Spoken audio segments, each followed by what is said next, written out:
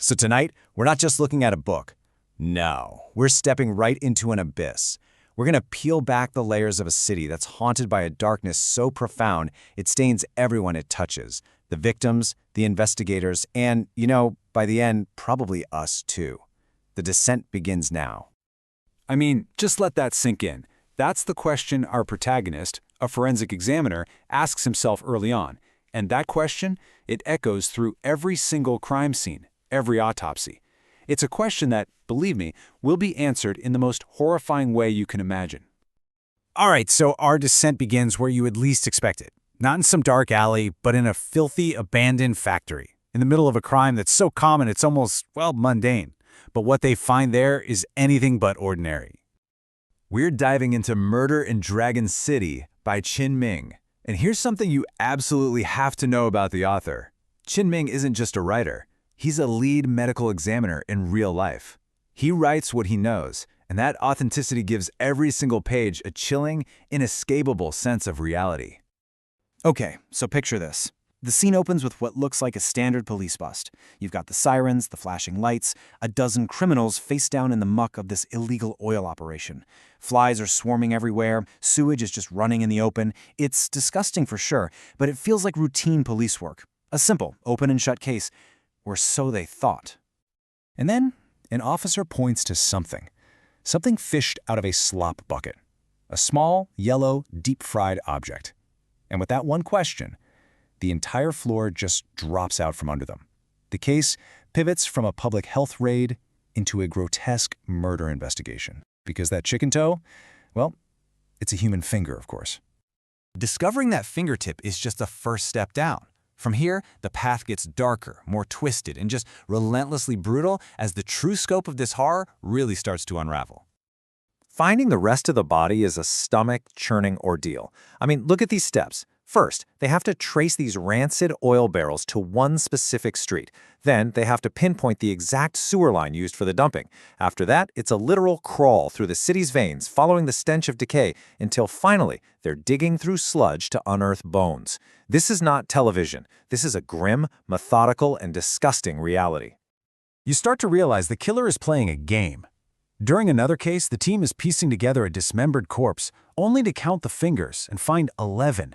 The victim doesn't have a sixth finger, so it raises this horrifying question. Where did the extra one come from? It's a calling card. It's a piece of a puzzle they don't even know they're solving yet. And the cases just keep coming, one after another in this relentless barrage of horror. A high-ranking politician whose face has been completely carved off. A body dismembered with rope grooves cut into it to make it easier to carry. Each crime is a new nightmare designed to be more ghastly than the last, and you can just feel it weighing on the minds of the investigators. The horror absolutely takes its toll. There's this one scene where, to get a fingerprint from a decaying corpse, the medical examiner has to peel the skin from the victim's hand and wear it like a glove. His colleague, Lin Tao, can only stare in shock and whisper this. It's a moment that just hits you, reminds you these are human beings dealing with the inhuman. And that, right there, is the real heart of this story. It's not about the what, it's about the why. Not just why the killer does it, but what this job does to the people who have to look into that darkness every single day. The main character, a lot like the author himself, is known as a corpse whisperer. He can make the dead speak, uncovering their stories from the wounds left behind.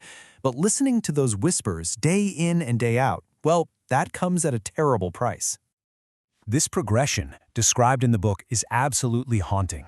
It's the psychological armor you have to build to survive this kind of job. You start with fear, which turns to compassion for the victim, then hatred for the killer. But eventually, to keep from breaking, you arrive at indifference. You learn to see past life and death. And this raises a really chilling question. What happens when someone else achieves that same indifference? Not through the pursuit of justice, but through overwhelming tragedy. What happens when a brilliant mind is pushed so far that it sees past everything, including morality itself? In the book's chilling epilogue, we finally hear from that mind. The killer speaks, and we learn that the source of all this horror wasn't born from evil, but was actually forged in grief. As this timeline shows, her life was once perfect, but then a catastrophic chain of events completely annihilated her world. First, her husband is arrested for a heinous crime. The shock causes her father to die from a cerebral hemorrhage. And then finally, her infant son dies, an event she blames on a doctor's negligence. In an instant, everything she cared about was gone. She had nothing left to lose, and nothing left to fear. This is her confession. Her world wasn't just destroyed, her entire perception of good and evil was shattered. That psychological conflict between loving the man she married and hating the monster he was, that became the catalyst for her own transformation. And this is the final, terrifying twist.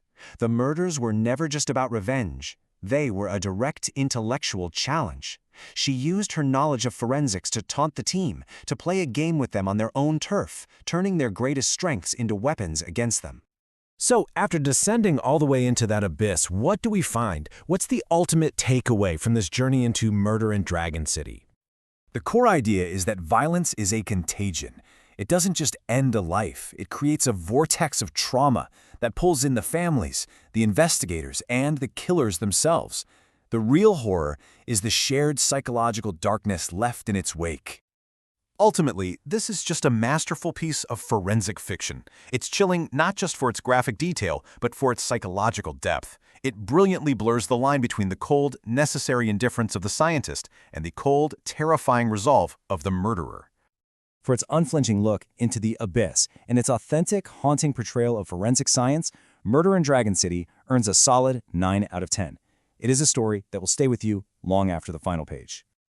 If this descent into forensic and psychological horror intrigued you, I'd highly recommend The Bone Collector by Jeffrey Deaver for its brilliant forensic puzzles, and The Alienist by Caleb Carr for its deep dive into the birth of criminal psychology. And that's all for this deep dive. If you want to continue exploring complex topics through a clear lens, make sure to follow and subscribe for more explainers from us. Thanks for watching.